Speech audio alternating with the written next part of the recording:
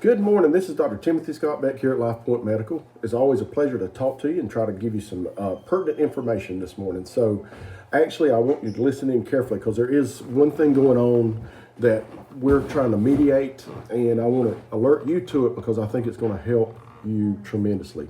So, what's going on is open enrollment, and what we figured out is there's a whole new group of plans that they have, that the insurance companies have out there for open enrollment. So let's talk about that a little bit. It used to be, if you were Blue Cross Blue Shield, you were Blue Cross Blue Shield, or you were Cigna, or you were United, or Medicare, and that was the end of it. So no, that's changed now, and we're finding out that there's micro plans all over the place. And the problem we're having is people are signing up for these plans unknowingly, and we're not in network. And so we're having a big issue with that right now. And the thing is you got all these insurance companies, but now you've got maybe 10 to 20 plans per insurance company. So it's going to be literally impossible for us to keep up with what your plan does, okay? And we can't look up every single person's plan every time you come in to try to figure out what you can and can't do. We just got to do medicine, and then hopefully your insurance company will pay for it. But one thing you can do if you signed up for one of these plans or whatever is to call and see if we're in network. And so I have a situation here. So we heard about a new plan coming online. It's called Cigna Connect. So we called Cigna Connect and said, hey, we figured out that you're going to be in the area. We want to go ahead and proactively become part of your plan. They told us, they're like, we're sorry, but Cigna Connect is by invitation only, and you are not invited. So remember that, please. And I usually wouldn't use them by name, but because this one was so clear with us, Cigna Connect says you are not invited to our panel. So I don't know if anybody else in the community is, and I don't know how many people are invited or not invited, okay? But please, please do not sign up with a program and you don't know if we're in the program or not, okay? You got to verify that we're in network. We have a computer that kind of sort of does it for us, but it's not 100%. So I need the patients to know whether we're in network or not, okay? This is very difficult, I understand, and it's a financial thing, okay? But usually we end up eating stuff, and we can't continue to do that. We've got to mediate between the knowledge that you have and you're the consumer.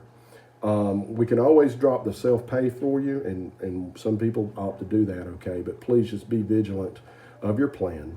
The other pitfall I'm seeing with these plans is they've got the psychology of people worked out a little bit. Like, they've got a plan for the person who wants the best of everything, and then they've got a plan for the guy or the girl that wants to pay nothing and is always going to go with cheap, okay? And the problem is each one of these plans, particularly the one with the going cheap, if you decide to do that plan, you're going to be paying more money when you come to any doctors or when you get anything done. And people are getting blindsided by that, and they don't understand that, okay? So they're playing off of everybody's frugality, but what they're doing is they're just offsetting the what you would pay to your interaction with the doctor in hopes that you could mediate that a little bit, but that is at your peril, and I don't believe I like that. So please look at your plan, look at what your plan is doing for you. Definitely write down the agent and the agent's name and any kind of identifier you can with somebody who sells you one of these plans, because you need to be able to go back to that person specifically and talk to them about your plan, okay? Because I'm having to do that. I mean, I have patients who come in who I've been seeing for years. They've been signed up for a plan that we're not on, and then they're angry at us because they want their service and they want it right now. And I'm like, you're not on our plan. And then they say, we're not going to pay you either. So it's hard, okay? And we want to just take care of everybody, but these plans are sneaky, and they find ways into the community, and they don't have your best interest in mind. They're working for themselves on this plan, okay? So please just make sure you got a connection with us if you change plans or do something different, okay? And remember, there's multiple plans per insurance company. So let's talk about a new thing that we got going. I know I've talked about this before. It's the remote patient monitoring or home monitoring system. We finally got that up and running. We're a bit behind on it because most of my colleagues are already using it full force. We've had some stop and goes with it, okay, but now I think we've got us a program set up. The name of the company is called AccuHealth, and they'll be calling you if you meet certain criteria for this program. We'll be ordering it for you here in the office also. So it's called AccuHealth. Please answer the phone if they call you and know that they're from us. I know everybody gets a bunch of spam calls. You don't know where they're from, but this is called AccuHealth, and they are partnered with us, and they will be reaching out to you via phone or mail. We'll also be talking to you and explaining the program to you as we get started and we get more and more things. The three things that we're going to be focused in on are weight, blood pressure, and blood sugar. So if you got an issue with any three of those things, we're going to be hitting you up for remote patient monitoring on that. And commercial and Medicare plans do pay for this service. Actually, they encourage it, and they've been really pushing it for us to get started on it. So we're going to get started on it. So let me give you a quick clinical pearl here. Let's talk about memory loss. I talk to people every day about memory loss. So there's a few things about it that I want to bring up. First of all, it's hard for me sometimes to figure out what memory loss, which is normal and not abnormal. In other words, there is some things, like I have a terrible time with names and faces, particularly in the public. Sometimes I forget why I went into a room or something like that, or I might lose my keys to my car. Those are all normal cognitive issues, and they may get a little worse as you get older, okay, just because you're getting older.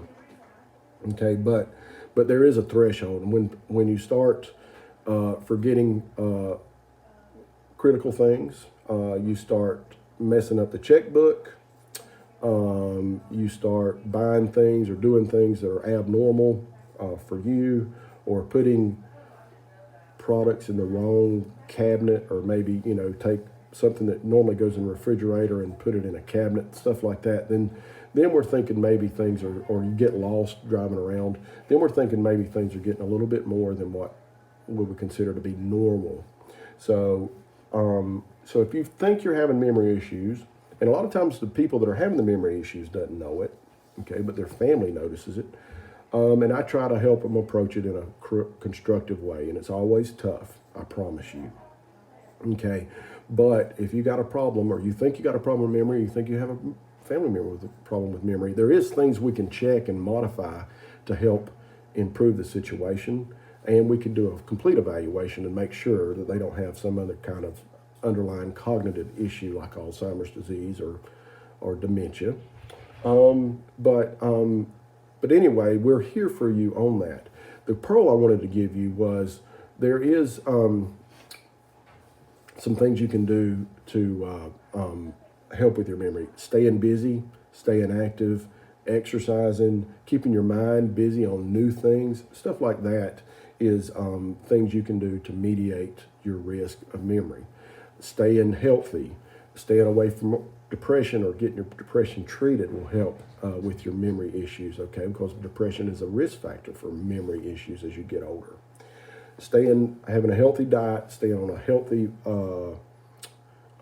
exercise regimen, and then always getting into some new hobbies that are positive is always a good thing. Like, for instance, if you play a musical instrument, you might want to start another new type of instrument, one that you've never done before. Or you want to start a hobby of flying airplanes or doing RC planes or something like that, something that you've never ever done before, to help combat the regular degradation that we get from our memories as we get older.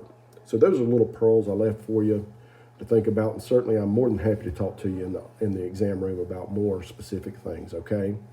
Listen, we really appreciate you listening to me, and I hope today finds you well and you're doing well. And we're also here for you this week if you need us. All right? Thank you so much, and have a wonderful afternoon.